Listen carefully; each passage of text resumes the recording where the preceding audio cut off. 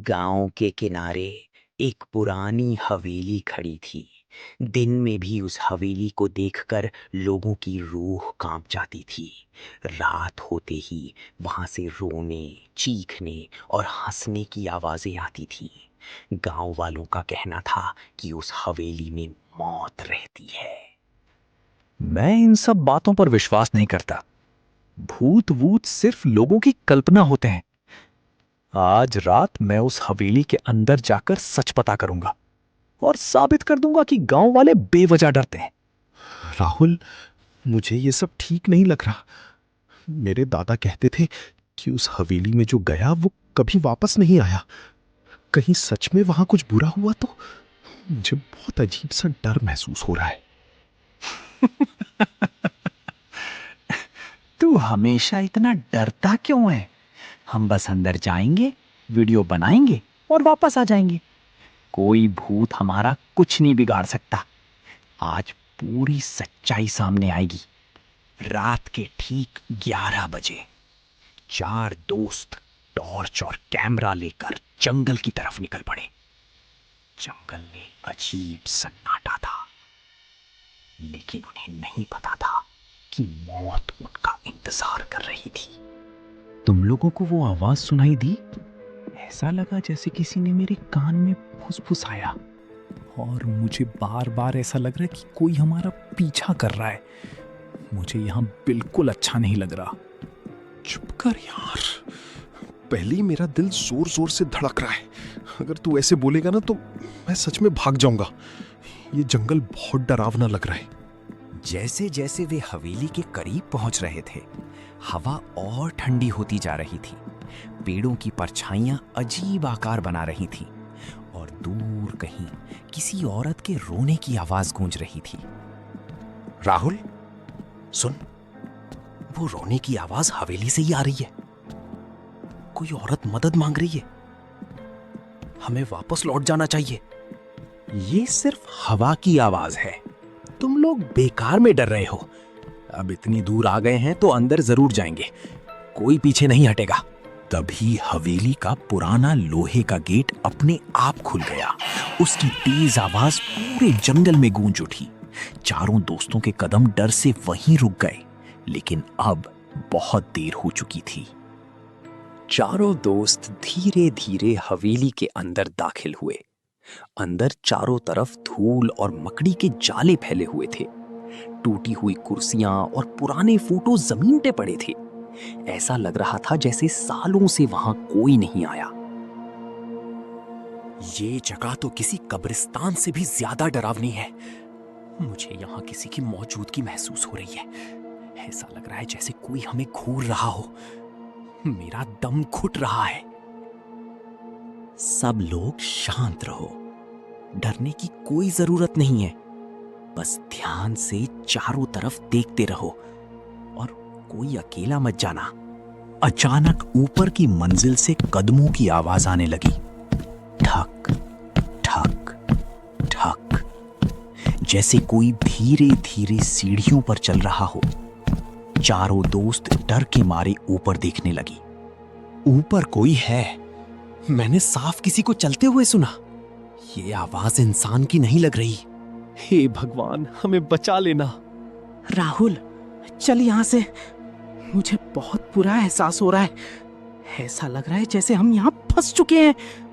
मुझे मम्मी की याद आ रही है। राहुल ने कांपते हाथों से अपनी टॉर्च ऊपर घुमाई। सीढ़ियों के पास सफेद कपड़ों में एक औरत खड़ी थी। उसके लंबे काले बाल उसके चेहरे को ढके हुए थे और वो बिल्कुल हिल नहीं रही थी। वो क्या है? उसका चेहरा क्यों नहीं दिख रहा? क्या वो इंसान है? मुझे बहुत डर लग रहा है। ए, सुनो, तुम कौन हो? हम तुम्हें नुकसान नहीं पहुंचाएंगे, बस हमें जाने दो। अचानक पूरी हवेली की लाइटें जलने और बुझने लगी। दीवारें कांपने लगी और ऊपर खड़ी वो औरत धीरे धीरे गायब हो गई। फिर पूरी हवेली में जोरदार हंसी गूंज उठी।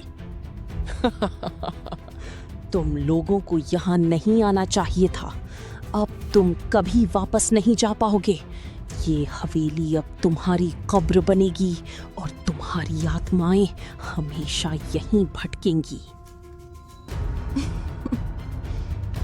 मैंने कहा था ना मत आओ, ये जगह शापित है।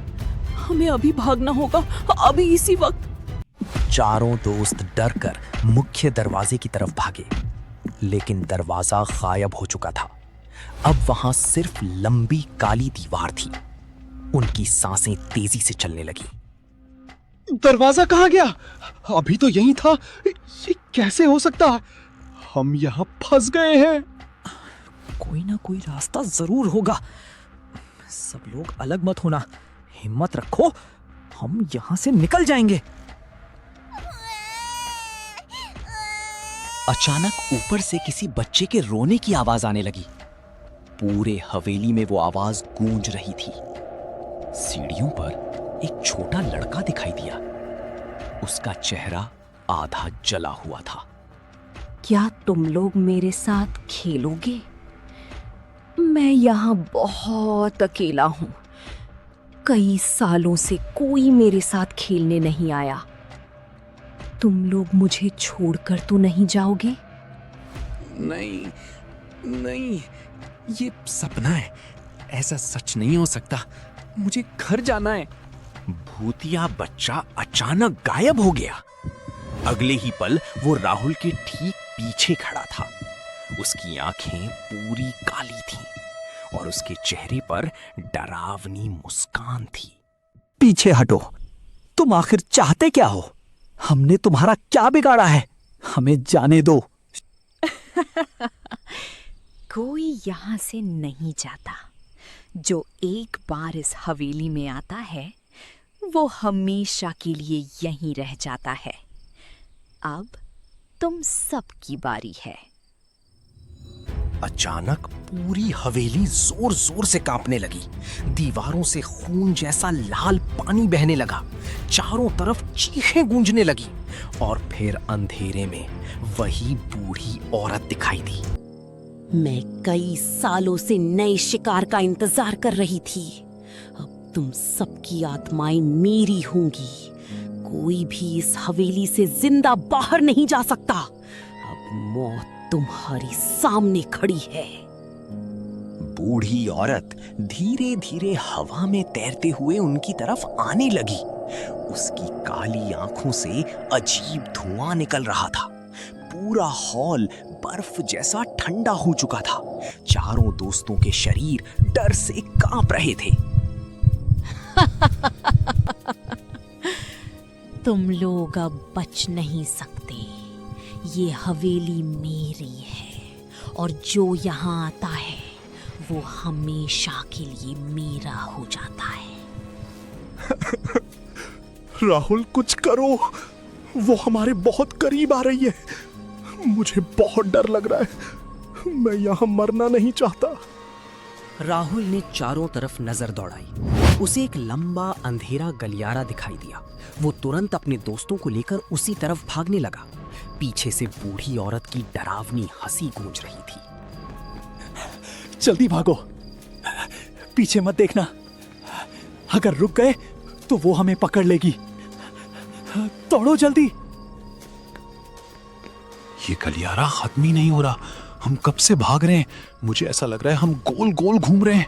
हे भगवान, हमारी रक्षा करो। अचानक गलियारे की सारी खिड़कियां अपने आप खुल गईं। तेज हवा के साथ अजीब फुसफुसाहट सुनाई देने लगी। दीवारों पर परछाइयां हिलने लगीं और पूरा माहौल और भी डरावना हो गया। भागो मत, तुम यहाँ से नहीं निकल सकते। अब ये हवेली तुम्हारी कब्र है। कौन बोल रहा है? मुझे कोई दिखाई क्यों नहीं दे रहा? ये आवाजें मेरे दिमाग में गूंज रही हैं। मैं पागल हो जाऊंगा। तभी अचानक एक दरवाजा अपने आप खुल गया। अंदर बहुत पुराना कमरा दिखाई दे रहा था। कमरे में टूटी गुड़ियाएं और पुराने खिलौने पड़े थे, लेकिन कमरे के बीच में एक छोटी गुड़िया बैठी थी।